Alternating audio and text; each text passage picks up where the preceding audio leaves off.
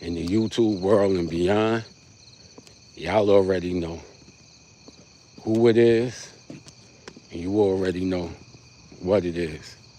It's the OutLIer B, and I'm right back up at you cats with another video. What's going on, man? What up with y'all? What y'all doing? How was y'all night? I hope it was official, y'all. Hope your night was official. Because mine was, my people. It's the same thing.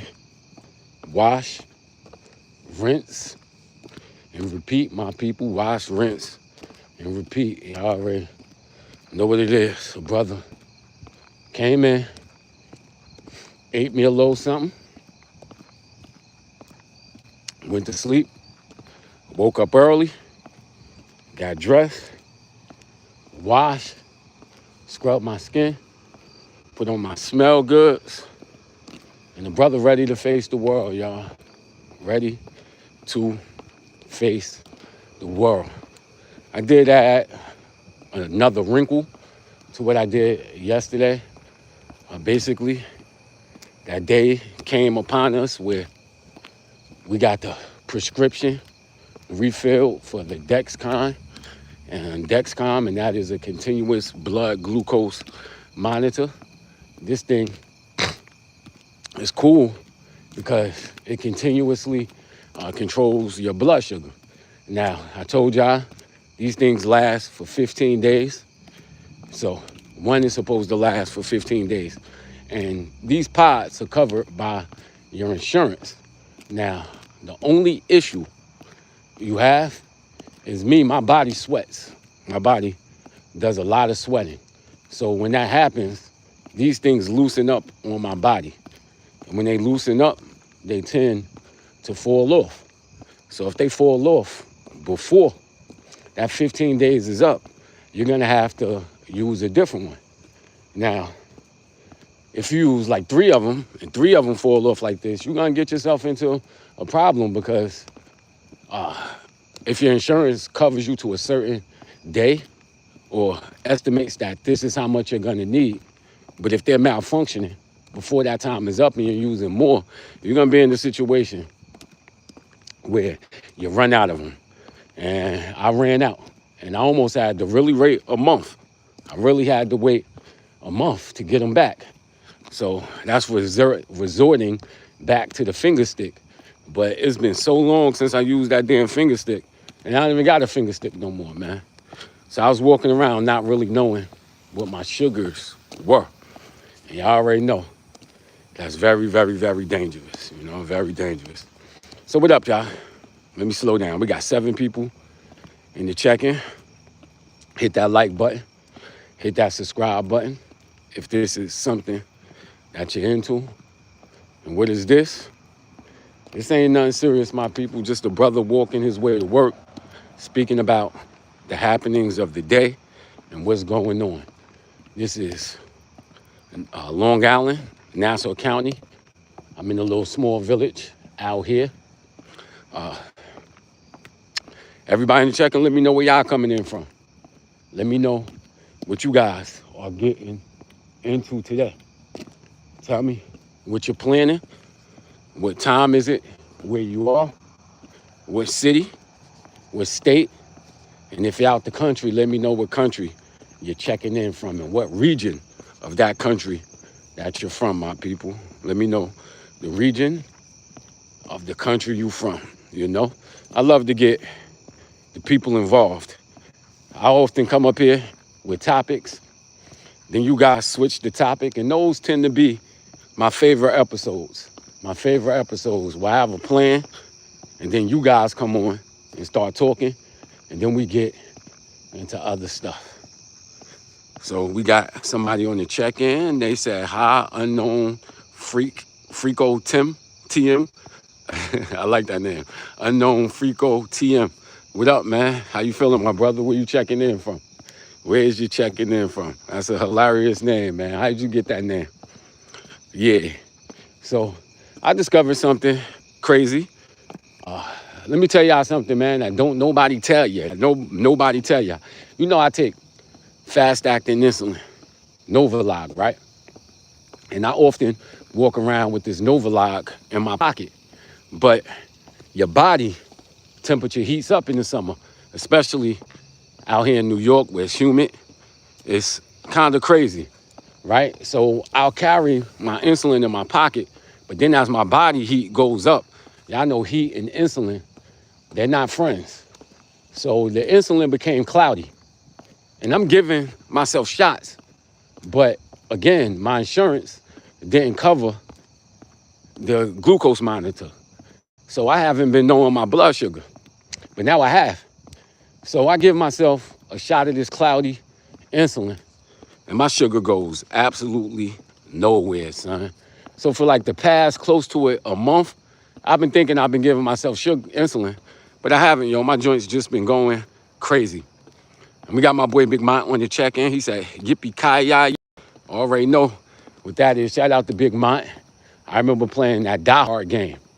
Remember Die Hard? I think it was on the original PlayStation. And you walk around shooting people. One of the things he used to say is, yippee-ki-yay, yippee-ki-yay. My boy Ruben came on and said, yo, what's good, Ruben? Are you the master scheduler, Ruben? I used to work with a cat with that same name, man. And he used to be the master scheduler. The master scheduler. Funny, hilarious dude, man. A character. We got my boy Unknown Freak TM said, I haven't told you this. My brother is suffering from cancer. Are you serious, man? Because if you're serious, you know, that's a crazy thing. I've known a few people with cancer. Definitely known a few people with cancer. And it's a messed up disease, man. Messed up disease. So my condolences to you and your family, man. Hopefully your brother makes it through. Hopefully your brother makes it through. You know, the best thing that you could do is probably just be there for him. Being there. Go to his doctor's appointments with him. Try to stay positive. That's what up. Yeah, I definitely hope he get better, man. Definitely hope he gets better. Yeah, man, take care of your health. Definitely take care of your health, man. As we get older, that's all we really have, man. I keep telling y'all that your body is the vehicle that you move to get around in this physical universe, man. And when that goes, it's a wrap for you, son. It's definitely a wrap for you. But I'm not going to get real philosophical with it. You know, I'm not going to get real philosophical with it. He said, how long have you been walking? He said, I'm okay. It happens lots of times with my siblings. All right, Unknown, what else happened with your siblings, man? Get it off your chest. It seemed like you wanted to talk. Let the chat know. We got a bunch of people who on the login, who's watching. Let the people know, you know, man, you know, strength in numbers, man, strength in numbers. So Ruben asked me how long have I been walking. Today, I just started walking like maybe 10 minutes ago, but I tend to do this walk every single day, my brother, every single day. I start work like around, well, I'm supposed to start work between 7 and 8. My hours are really 8 to 4. But I like to get in early, y'all. Like to get in early, get my job done without people bothering me. But I really like to have time, man. I don't like to feel rushed. So I give myself extra time. And I work on everything I need to get done. So if anybody asks me for anything, it's done. You dig? My boy Unknown said he's a rapper. All right, where you from, Unknown? You like to rap? Where you from? And what type of things do you rap about? How would you call yourself a drill rapper? A trap rapper? I don't even know if trap rappers are still around. Are you a conscious rapper? What type of things do you speak about? What type of things do you speak about, my man? Let the chat know. Definitely let the chat know. So yeah, I was giving myself this insulin. And according to my Dexcom, this joint ain't working, man. I gave myself like 5 units. Gave myself a shot of 5 units. And my sugar didn't go anywhere. Didn't go anywhere. And I'd have never known that if it wasn't for getting this glucose monitor. So we're going to get that in check. We definitely going to get that in check, man. and get my sugar down. Because like I said, man, your physical conditions influence so much about your psychology, about your mental. And for a diabetic, walking around with high sugars is one of the worst things that you could do. You have less energy, you urine a lot more, your eyesight start to go bad, you start to get tingling feelings in your extremities. These are things you want to avoid, man. When they start with them amputations, that's what I feel. So I want to do things now that's going to make my 55, 60-year-old self smile. We on the check-in, unstructured. My boy Big Mont said he should freestyle on In the Loop. Somebody said, I'm with him right now. Okay, you with him right now. We got Keisha on the check-in. She said, hi, what up, Keish? Where you calling in from? Where you checking in from? What's going on? So yeah, you should freestyle. Shout out to my boy Big Mont, who used to be the DJ on the In the Loop radio station, man. On the In the Loop radio station. Big Mont, you've been following what's going on these Facebook streets? You've been following what's going on in the Facebook streets?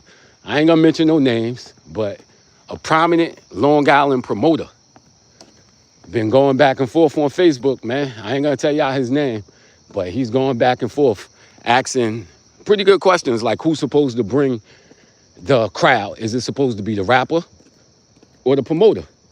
Like who's supposed to bring the fans, the rapper or the promoter? And these are some interesting topics. You've been following that, Big Mont? You've been following that? Yeah, it's just interesting, you know. So they've been listing some of the hip hop platforms on Long Island. And, you know, our name haven't been mentioned yet, but, you know, our names haven't been mentioned yet, but it's cool. It's cool because, you know, In the Loop Radio did stop. So we not who we once was. And I can definitely understand him not including us into that list. But if you're going to go back into the histories, then Long Island definitely been doing this thing. We definitely did our thing. He said, nah, I deleted all my social media. Damn, Big Mont, you deleted all your social media? What, you been listening to your brother content? Have you been listening to your brother's content? LaRon sometimes comes in and checks us. I like LaRon's message, man. I definitely agree. And I do some of those exercises myself, like Big Mont said. He said he deleted it. Man, I will go ghost from all social medias for months just to focus on myself and not to have any type of influence. Because this social media stuff, man, it could definitely get you, son. It could definitely get you. You start to looking at those YouTube shorts. You start looking at Instagram shorts, Facebook shorts, and they're designed to keep you hooked and to keep you locked. And you giving these people access to your search engines, your contacts, your locations. I even believe they can look at what you purchase. So these guys looking at what you purchase, the websites you looking at, the things you look at shopping, they designing the algorithm to keep you locked, yo. Keep you locked. And you sitting over there, and if you don't know it, it could be 3 hours that you done spent looking at straight up nonsense. Straight up nonsense, you know what I mean? So I definitely agree with that. And shout out to Big Mont for deleting them. Shout out to your brother LaRon for putting that message out there, man. Like, it's even so crazy. They look at the right colors they use to capture you. People are packing everything in the first 14 seconds to keep your attention going. And it's, listen, if that's the way the new world is going, that's the way it's going. But at the same time, I could see where it could possibly be an issue. So I agree with, you know, staying on it sometimes and staying off of it, you know? But speaking of that, I'm glad you brought that topic up, Big Mont, because it brings us into what I try to, you know, substitute for YouTube and also music. I got Audible. I got a subscription with Audible, y'all. And I've been listening to this book by Quincy Jones, a Quincy Jones book. My boy Ruben said, I'm going to go. Have a wonderful day, y'all. Peace out, my brother. Peace out, Ruben. Peace out, Ruben. And more power to your family, brother. You dig? But yeah. So I got that book from Quincy Jones. He's talking about creativity, work ethic, all those things I like to speak about. And he, like, I look at Quincy Jones, man. I look at Quincy Jones and I listen to the stuff he said. Then I compare it and contrast it to some of the things I hear on my day, just speaking to people. And speaking to people in the work field, it's like everybody is trying to tell you a shortcut. Oh, go this route to get the most money, do this to do that. You got to try to get this under your name. And it's like, instead of learning the material, instead of perfecting their craft, he said, be safe. All right, thanks, Ruben. You too, my brother. You too, stay safe, man. So what these people do is teach you how to play this system and play the game. So I listen to these cats talk and they always have career advice. They always have career advice. They tell you this, they tell you that, but that career advice is always about playing the system. They say, oh, you want to get the most money, get this type of degree. If you want to get the most money, you got to take this step before you take that step. Open this type. It's like, I get it. But what they're spending their time doing is trying to perfect the system and how to play the system, right? They're playing the system to their advantage. And that's cool. But system planners and people who try to get over in the system, what I'm noticing is that these people be lifeless and soulless sometimes. And it's not in a bad way, but these people end up hating their job, end up not liking where they're spending like 9 hours of the day because they're just doing it for a check. And money may seem like it's a motivator, but money with no substance is just money. You're gonna feel empty. And I see a lot of people walking around empty, kid, empty because they're playing the system.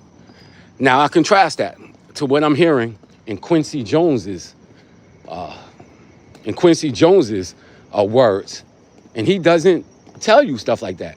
He tell you stuff like, you gotta play, you gotta be friends with people, always make people feel a certain way, always do your best work, even when nobody's looking, even when you don't think it's getting you anywhere because somebody is always looking. And he put out stories with this. There's been time, this guy was worth so much money, but there's been times in his life where he was almost broke, almost committed suicide based off of where his life was. But what always kept him grounded is that he kept certain principles in his head about who he was. He's always taken joy in what he does because he's in a field that he truly, truly, truly loved. And all of that stress that he was going through was worth it because he was doing something that he loved. So if you're just doing something for money and it's hard, that's when you're gonna be walking around looking stressed. He was stressed, but he was putting time into something that he wanted to put time in, something where he wanted to transform the whole market. And that's what he did. So he told stories about the times where things felt uncertain and what carried him over. And the interesting thing about it is his lessons are completely different than what these people who talk about changing the system or playing the system. And the craziest part about it is he had way more money than any of them. And when you think about the trendsetters, when you think about the ultra rich, these guys in fields and markets that, because everything gets hard, but they're in markets that they're gonna push through because they love what they do. They're not chasing a check. They're not chasing a check, you know? And it's cool because I see that. I see that in my career now. You know, things happen just a couple weeks that basically is here because I put in 15 to 20 years of just coming in early, doing my job with nobody looking, where it may seem like you're not getting anywhere, but you are. You are. And people are noticing, even if they don't say anything. And it's cool because I'm seeing all those years finally starting to play off. And important people are depending on my information. And the reason why I could do it so well is because when nobody was looking, when it felt like nobody was paying attention, when it felt like it wasn't gonna get me anywhere, I kept going and kept going harder. So now I'm in these positions, you know. But no, I'm up out here. Thank you guys for listening. We at the 7-Eleven. Peace out. I love y'all. This is the OutLIer B.